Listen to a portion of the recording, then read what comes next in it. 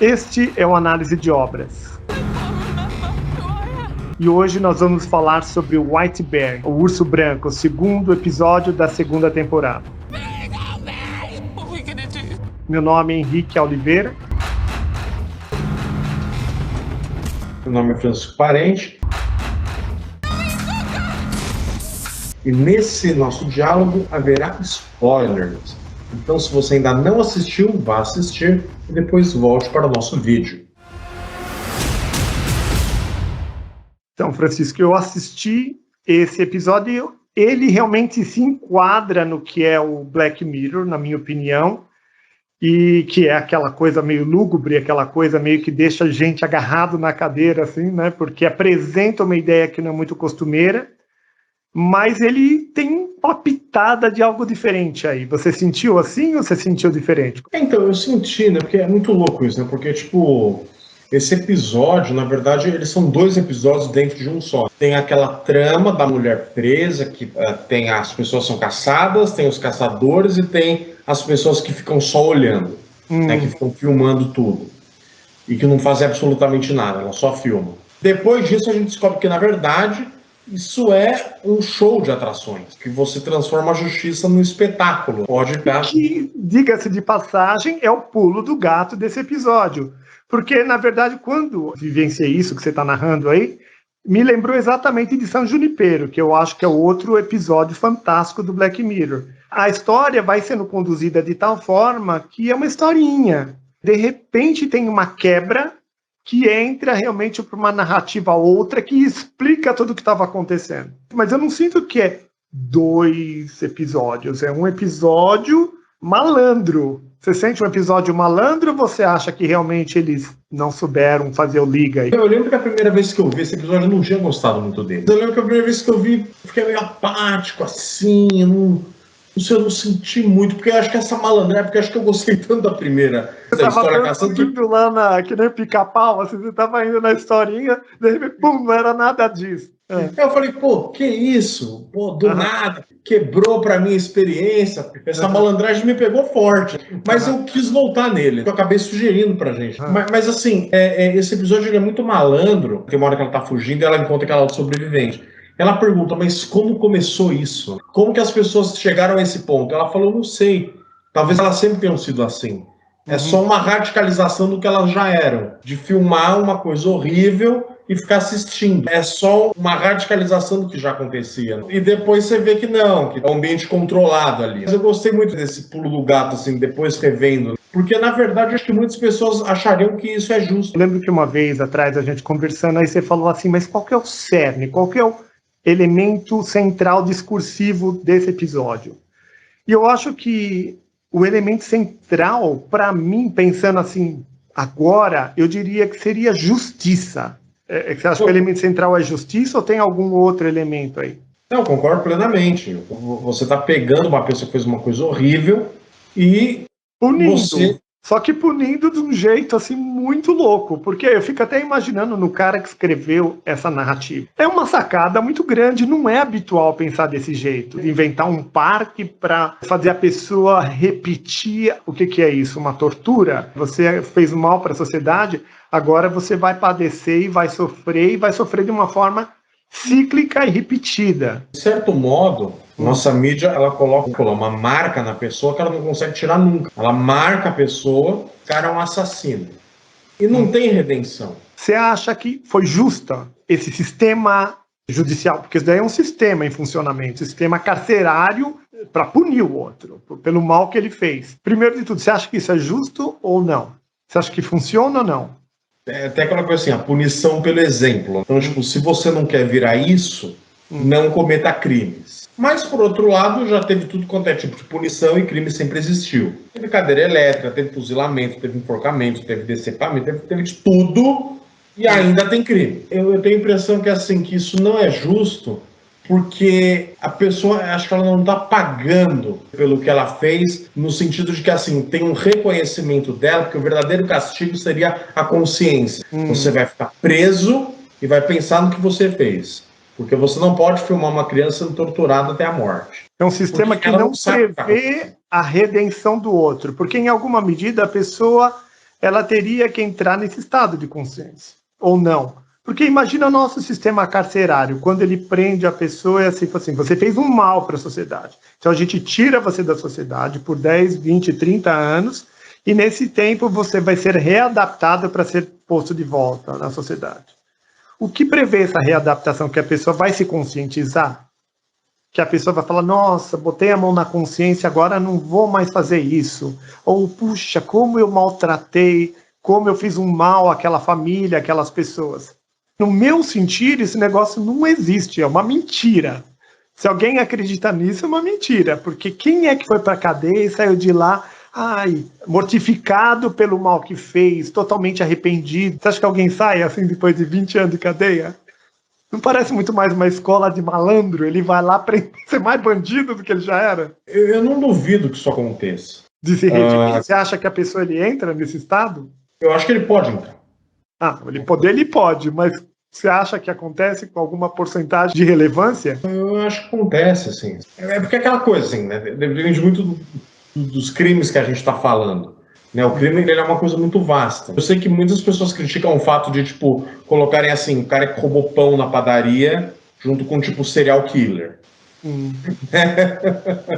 Tipo, o cara que chefia o tráfico no Rio de Janeiro com o carinha que roubou um chinelo, tá ligado? Porque eu não tinha com que andar. Daí o carinha que roubou o chinelo acaba fazendo um supletivo no tráfico ali, depois de um ano ele tá tão terrível como o outro. Mas eu acho que é importante tentar dar condições para as pessoas tentarem essa redenção.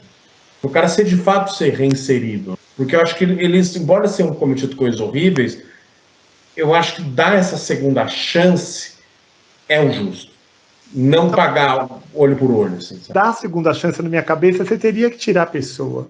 Ela ter um acompanhamento psicológico de perto, um profissional que conversasse com ela, fazer essa reciclagem de pensamento, de valores, de crenças, de princípios, porque pensar no outro lado da família, fazer todo um processo, talvez de meditação, de ressensibilização do indivíduo. Agora, simplesmente prender a pessoa atrás da grade, e ainda no nosso Brasil aqui, prende a pessoa atrás da grade com mais 50, e a pessoa fica num lugar desumano, um lugar terrível, asqueroso, sujo e agressivo, como pessoa pode passar por esse périplo interno? Isso daí parece muito mais uma questão de passar por um périplo interno. Precisa de tempo, precisa de silêncio, precisa de ressensibilização. Agora, ficar num lugar que é massacrante, opressivo e tudo mais, o périplo é outro, é o périplo da raiva, da angústia, da insatisfação. Como você acha que a protagonista do episódio, se ela fugisse de lá, o que você acha que ela faria? Mas eu não acho que ela era uma pessoa má, por essência, que ela ia buscar outra câmera para ir filmar outra criança sendo picada. O episódio, inclusive, ele começa de um jeito muito interessante, porque a gente começa de forma empática, muito empática com ela. Ela é a protagonista, ela acorda do nada, ela não lembra de nada, ela está confusa, ela olha a foto, ela se imagina mãe daquela criança. Então, quer dizer, uma postura totalmente, talvez, amorosa e de afetos e de coisas boas. E aí uma série de coisas vai acontecendo, de forma que ela não tem muita escolha, e ela acaba sendo conduzida. Porque você sabe, quando ela é incriminada, ela diz que ela estava sob o efeito de um enfeitiçamento. O noivo dela mandou ela filmar, criou todas as circunstâncias, ela foi indo atrás. Como uma pessoa que não raciocina muito, como uma pessoa que vai fazendo uma coisa daquelas e não sabe como que ela foi parar fazendo aquilo. Ela acorda numa cadeira, ela sai para fora, ela fica perplexa e as coisas vão acontecendo de tal forma que ela vai simplesmente sendo conduzida, como se ela tivesse enfeitiçada. Ela não tem momentos verdadeiros de escolha e de ser bem ou mal. Ela vai simplesmente se desviando. E quando você vê, já aconteceu. Inclusive, o episódio, inteligentemente, ele tem esse elemento, essa camada. Você tinha pensado nisso? De que as pessoas vão indo em caminhos que não dão muita escolha? E, de repente, elas já estão lá. Então, é como se ela tivesse enfeitiçada. Então, enfeitiçada, ela estava pelo noivo dela, que foi parar numa circunstância cabeluda daquela, que ele picando a criança, matando a criança e ela filmando. Enfeitiçada ela estava quando ela acordou nesse negócio. Inclusive no momento lá que o cara tá falando, então, quando vocês estiverem lá, não se aproxima dela e mantém esse estado como se ela tivesse meio que bewildered, como se ela tivesse meio enfeitiçada também. A ideia é que o episódio é inteligente por si só, de dizer que quanta gente talvez não cometa crime, não por escolha muito racional. O marido, o namorado, as circunstâncias, o dinheiro, tudo mais, montam um quadro para ela que quando ela menos vê, ela tá lá. E qual que é o fechamento do episódio? Ela dando um tiro em alguém. Então, mas ela dá um tiro em alguém também para se defender. E aí tudo aquilo é uma grande bobagem e vira e conta para ela que ela é uma pessoa famosa e criminosa. Mas o ponto é, ela chega ao extremo de ela acorda numa casa, ela vê uma foto de uma criança, ela se sente mãe, ela tem que fugir, ela vê o cara morrendo no posto, ela quase é torturada até a morte pelo outro cara, a menina mata o cara na frente dela, elas vão para a rede desativar a base lá que vai desmoronar tudo, e na hora que ela tira a arma e dá o tiro, ela chegou ao ponto de matar outra pessoa, por mais que seja para se defender, mas pô, não é fácil, né? Você chegar a esse nível de... E ela nem hesita, ela puxa a arma e já tira. Então ela é um caminho que ela começa muito humana e ela vai se desumanizando em um dia. Né? Levando, como você falou, não tinha pensado nisso, essas circunstâncias que ela foi conduzida, né? Porque ela não tem livre-arbítrio. Né? Ela não escolheu nada. As circunstâncias foi de tal forma. Porque o que ela alegou lá no juízo, no ajuizamento dela até o último instante é que ela estava sob feitiço do cara. Mas que é isso? Isso daqui na nossa sociedade ninguém aceita essa prerrogativa. Estou sob feitiço de alguém. Mas se for pensar bem, muitas circunstâncias da nossa vida, imagina uma pessoa que tem um marido que bebe, que bate, que empurra determinadas circunstâncias. Você não tem dinheiro, trabalha longe, pega transporte público, quer dizer, tua vida é um inferno e te afunila de tal forma que quando você vai lá, você está lá matando o outro da faca. Né? É impressionante como as coisas são conduzidas. Não é um mundo realmente de total liberdade, de escolher, eu escolhi matar. Ela escolheu fotografar, filmar a menina sendo picada. Então você vê, e agora ela vai ser punida de uma forma similar ao que ela fez. Porque, na verdade, o que acontece desde o começo? As pessoas filmando ela. Enquanto ela sofre, ela é filmada o tempo todo e todo mundo ali, tipo, num estado meio de fruição. Estou curtindo. Todo mundo. Não é que o cara fala lá do parque, o importante é que vocês se divirtam. Está balizado um sistema para a comunidade, para a sociedade como um todo, de curtir o sofrimento do outro. Que é o que ela fez. Ela curtiu o sofrimento da menina, que é o que alegam dessa forma.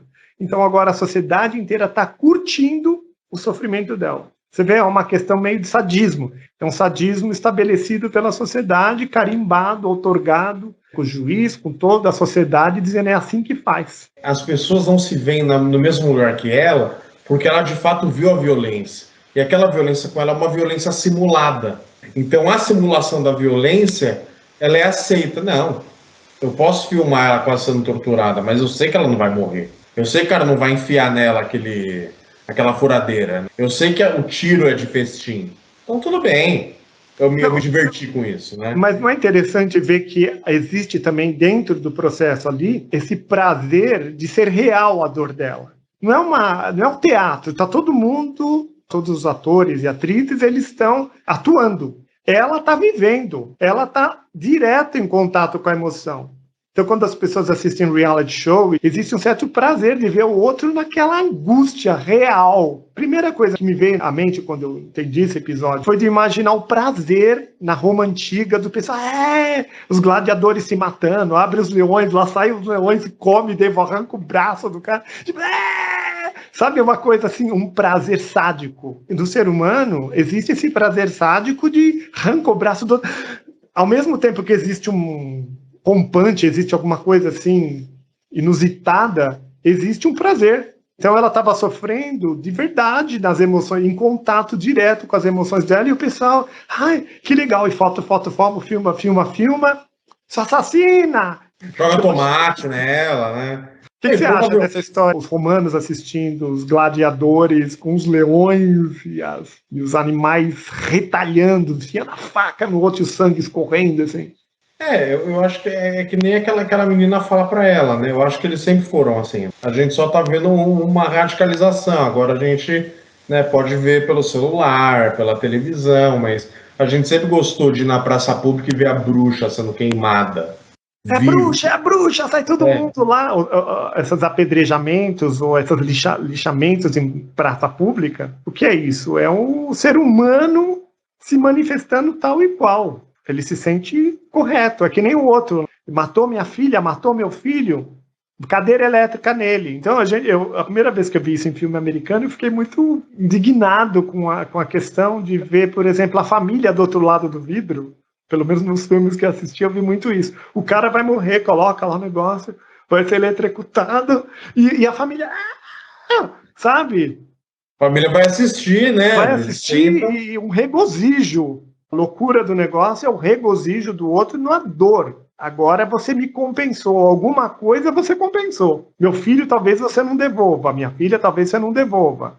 Mas alguma coisa você compensou. É muito louco, né? Porque é uma forma de justiça que nem você falou, ela não leva em conta os motivos. Ela não leva em conta, pô, peraí, mas como assim ela estava enfeitiçada? Vamos contratar um psicólogo para avaliar ela? Será que ela tem algum tipo de demência? Quer dizer, qual é a parcela de culpa? Ou mesmo nem ser demência. Será que ela não foi afunilada pela vida e se sente nesse estado de enfeitiçamento? Sim, o que ela está chamando de enfeitiçamento é um monte de circunstâncias que foi afunilando. Tem uma trilogia de peças gregas que eu gosto muito, chamada Orestia, do Ésquilo. E aí a história é assim. A primeira história é o Agamenon, né, o general que conduziu a expedição contra a Troia, volta vitorioso. Só que a esposa dele estava com raiva dele porque para ele conseguir ir para Troia, ele teve que matar a filha dele num sacrifício, para ter ventos favoráveis. E quando ele chega em casa, a Clitemnestra, a esposa dele, assassina ele. Então é a lei do sangue. Ele matou a filha, a esposa matou ele. Só que daí o deus Apolo vira para o filho deles, o Orestes, e fala: agora você vai ter que matar a sua mãe, porque sua mãe matou o seu pai. E o espírito do seu pai quer que você mate a sua mãe. O Orestes vai lá e mata a mãe dele. É a segunda peça. Na terceira peça, o Orestes está sendo perseguido pelas fúrias, que eram entidades da vingança. Morreu a irmã, morreu o pai, morreu a mãe, agora é a vez dele. Porque ele também matou, e quem mata tem que morrer. E ele é salvo porque tem um júri feito por Atenas, que vai falar: peraí, vamos entender por que ele matou? Peraí, um deus mandou ele matar. Se ele não matasse, ele estava ferrado, entendeu? E aí acabam fazendo uma votação e ele acaba sendo salvo. Porque a justiça leva em consideração essas coisas. Quanto que o ódio não leva essa justiça do sangue. Quando a gente liga a televisão, tem aqueles caras falando: olha, um bandido entrou numa casa e deu um tiro na mulher. Essas rádios e esses programas de policiais, eles fazem isso.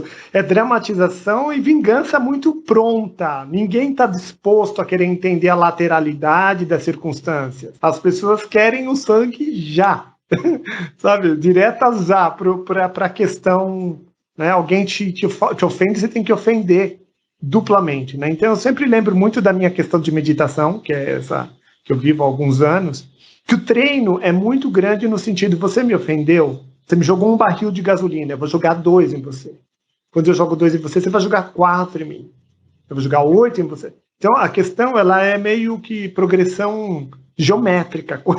A coisa 1, 2, 4, 8. A tendência humana é muito de multiplicar a dor. Se você me fez sentir a dor, eu tenho que fazer você sentir 2 vezes, ou 4, ou sei lá quanto.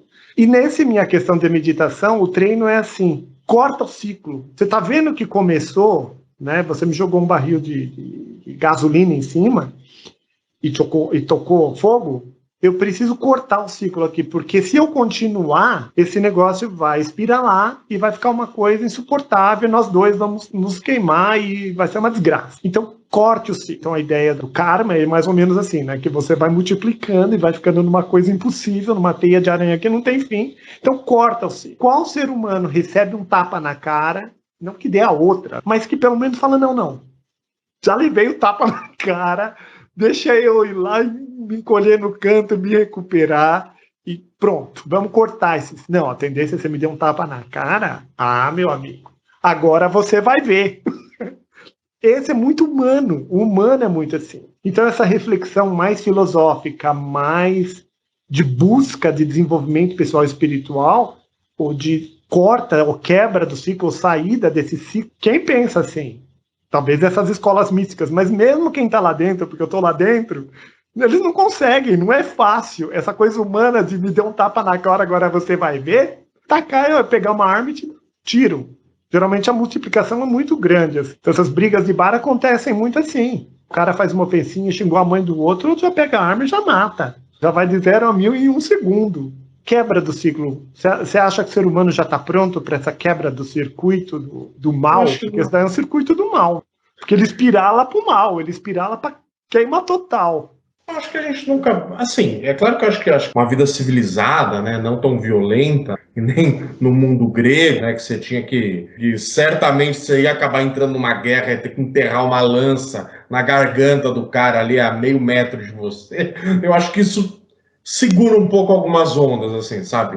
Eu acho que a gente aprende um pouco, mas eu acho que só o fato da gente ter que criar instituições, cargos, sabe? A gente tem que criar uma instituição da justiça, tem o juiz, tem o promotor, tem a burocracia, tem o processo. Eu acho que só da gente ter que institucionalizar tanta coisa é prova que isso é a coisa menos humana possível. Não, peraí, que isso é menos humano, porque isso daí, não, no sentido assim, essa instituição toda é para o barbarismo ficar mais controlado. Isso. Mas coloca rédeas no barbarismo. Porque se não existisse polícia na rua, se não existisse todo esse sistema judicial, não, estava ia ser errado. Aquela terra de ninguém. A pessoa passou ali, vamos matar aquele cara e vamos por causa da bolsa dele, vamos correr com a carteira dele, com o celular. Não, o Harari fala isso. Você estava andando lá com uma sacola de ovos, o cara enterrava uma espada nas suas costas e fugia. Por causa de nada, né? Não tem ninguém olhando, né? Ou alguém olhando, são essas instituições que, em alguma medida, olham para a sociedade e tentam preservar. Aí, quando você olha para essa instituição, é tudo falha, é tudo cheio de problema. O juiz é malandro, o carcerário é malandro, ninguém quer saber de nada. Na verdade, se a pessoa fez isso ou aquilo, vai tudo mais ou menos. Mas é melhor do que a barbárie pura. Quem você gostaria de viver na barbárie pura? A pessoa vindo com a carroça e pau na tua cabeça?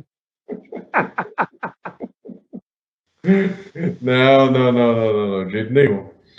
Então, mas é muito louco, né? Porque tipo, a gente se esforça muito durante séculos e mesmo assim ainda acontece isso que você falou. O senso comum acha que justiça é você poder matar um agressor. Ou assim, justiça de regiões assim, às vezes tem, sei lá, até hoje, né? Alguns caras num comércio, daí tem um mendigo que causa uns problemas, tipo, o cara pede comida na hora errada, afasta a clientela, os caras vão à noite e matam ele de tanto bater. Mas é tão louco todo o processo, porque, pensa bem, uma pessoa que é má mesmo, de má índole, vai lá e mata uma pessoa. E tortura, e faz por maldade mesmo. Porque tem gente assim. Eu não sei se você assistiu Carandiru. Você assistiu Carandiru? Eu lembro quando eu assisti o filme, eu vi umas cenas assim que elas me impactaram. Eu não esperava por aquilo, certo? Uma criança catar uma arma e simplesmente matar-se por matar. Entrar num quarto de motel e matou por matou, sabe? Cidade de Deus. Foi Cidade de Deus isso daí? Ah, então, confundi. Tá, como você lida com essa criatura?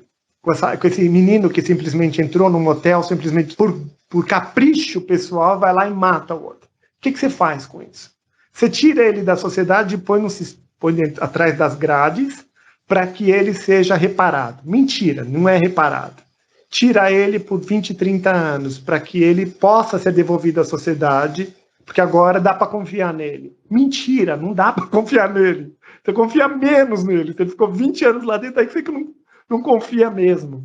É meio tudo muito ardiloso e mentiroso. Eu sinto assim, eu não sei se eu estou totalmente equivocado, mas o que você acha? Eu acho que a gente cai naquela coisa que a gente discutiu no Laranja Mecânica. Como é que você vai tratar o mal? Como é que você vai eliminar o mal? Daí você fala, então a gente vai eliminar o livre-arbítrio. A gente vai criar aquele sistema, você vai torturar o cara, né, até não poder mais, né, e aí o cara vai se condicionar a não reagir mais. E aí a criminalidade vai cair, sabe assim? Tipo, como que a gente vai tratar o mal? A gente vai pegar um criminoso, colocar na televisão e ficar torturando ele, né, todo dia, para todo mundo assistir e falar, não dá para avançar muito, senão eu vou ser o próximo. Porque aí você está falando do episódio de hoje, né? Sim. Esse parque que mostra claramente que a pessoa é torturada infinitamente em looping, como uma demonstração pública de não faça isso. Será que o público também vai se educando nesse sentido? Realmente promove uma educação por medo? Porque é uma educação por medo. É tipo o que acontecia antigamente. O rei lá fazia alguma insurgência contra o rei, contra o castelo, matava, colocava 3 cabeças na frente do castelo. Assim que, viu? Você não pode fazer. Você tá vendo? Não é para fazer mais nada contra o rei, que a cabeça vai aparecer lá. Então isso daí é uma educação pelo medo. Não sei se educa muito. Quando eu vi esse episódio, eu lembrei daquelas coisas, tipo, teve o Holocausto e aí você faz o museu do Holocausto. Aí você vai lá com a família, tira foto. No final tem uma lojinha para vender. Alguns souvenirs para você lembrar. Mas isso daí é mais um dos becos, né? Eu lembro quando eu fui no Museu do Holocausto, quando eu visitei Tel Aviv, e eu vi lá, e aí eu via que vinham os ônibus assim das escolas com os jovenzinhos, e aí vinha o monitor que explicava, aconteceu isso e tudo mais, e um monte de gente chorava e tudo mais. E aí me veio uma questão assim, puxa vida, eles sofreram lá atrás, e essas pessoas são descendentes deles, eles estão sendo informados. E essa informação dói, porque eles já sabem, por cultura familiar, que aconteceu isso e aquilo, que o tio morreu, que a mãe não sei o quê, que o vizinho não sei o quê. Mas outra coisa é ser levado para ser apontado o problema. Agora me diga, esse negócio aí é útil? Talvez seja útil, porque se ninguém falar mais no assunto, e os que morreram e sofreram lá, não se fala mais no assunto? Azar é dele. Faz o Museu do Holocausto para comprar um copinho no final das contas? Ou a camiseta, ou o boné do Holocausto. Ou não fala mais no assunto? Dane-se, vamos para a próxima. Por isso que eu digo, é um beco. Eu vejo esse negócio meio como um beco do problema. Se você fala, parece uma coisa meio comprando copinho, bandeirinha e bandana do problema, ou não se fala mais no assunto? Tinha lojinha lá de souvenir? Sempre tem. Não tem. Eu nunca vi museu sem lojinha. Não lembro o que tinha. É coisa muito antiga que eu vi isso daí. Mas outra coisa também que me impressionou na época foi de ver esses monitores falando, porque aí a história vai longe, né? Lógico que eu não entendia nada, porque eles estavam falando lá em Hebrew, né? Em hebreu. Mas eu via muita gente chorando. E aí você ficava sensibilizado só de imaginar uma pessoa, um jovenzinho de 14, 16 anos chorando por uma história cavernosa, narrada de um jeito também muito próprio. Eu acho que quem estava contando não estava contando a historinha de Chapeuzinho Vermelho, sabe? Estava contando a história cabeluda. Porque assim, no mundo acadêmico, a gente debate muito, tipo assim, como que a gente pode comunicar uma coisa sem banalizar? Só que geralmente as propostas, elas são muito rebuscadas. Sempre ser uma coisa muito cabeça, sem ter um puta repertório, tem que conhecer a história da arte, literatura, e tem uma reflexão de 4 horas sobre o tema. Meu, ninguém tem saco para fazer isso. Nem quem é da academia, às vezes, tem saco para fazer isso. Então, como é que você consegue comunicar para o cidadão médio? Mas não é um processo de sensibilização? Talvez o que a gente esteja falando aqui, porque você vê, bem no nosso bate-papo, a gente falou sobre justiça, a gente botou vários exemplos, a gente citou questões do episódio, talvez aqui a gente está... Quem está acompanhando a gente nesse bate-papo, está pensando um monte de coisas, e de uma forma filosófica, de uma forma sentida. Não está banalizado, eu não me sinto fazendo uma banalização aqui. Também nós não estamos apresentando solução. Né? A gente só está problematizando. Olha o lado de cá, olha do lado de cá, olha do lado de lá, olha, e aí? Não tem geralmente muita solução, porque a sociedade também já está montada, o circo já está montado. A gente só está apontando caminhos. Então eu vejo, você que é professor, eu acho que tentar ir pelo caminho muito rebuscado, de muitas explicações filosóficas, talvez as próprias ficções, o Harari fala, né, das ficções, dos filmes, prestam um bom serviço de educação, de mostrar, olha, já aconteceu isso e pode acontecer isso, e mostra de um jeito super, assim, dinâmico e interessante, assim, tipo Star Wars, tipo a Laranja Mecânica ou Matrix, explicando conceitos e valores que acabam sendo muito úteis para a sociedade, para a cultura. Eu concordo com você, Eu olho com otimismo, assim. Mas, tipo, eu conheço muita gente que fala, não, isso está banalizando, não é tão simples assim, sabe? Você não pode... Não, tem gente que defende que Auschwitz não pode ser mostrado imagens, não pode ter museu. Todos os museus deviam ser fechados, todas as imagens do Holocausto deviam ser destruídas. Não se fala mais nesse problema, quem morreu lá, azar é dele, e as famílias que ficaram em torno, azar é delas. É muito... Então, mas isso é muito louco. Porque, tipo, quem propõe isso, parte são judeus, que falam, a gente só pode ficar com a palavra, só o relato, você tem que ler e imaginar. Porque se você mostra, você está fazendo show, você está espetacularizando a morte. Então você tem que pegar, tipo, um livro de testemunhos e ficar lendo para se informar do que aconteceu. Você não pode mostrar, então você está distorcendo a história. Entendeu? E tem gente que chega e fala aí, judeus. E ele está embasado no quê? Algum livro sagrado? Da onde ele tirou essa história aí? Porque é parte sim, nós seres humanos somos seres narrativos, né?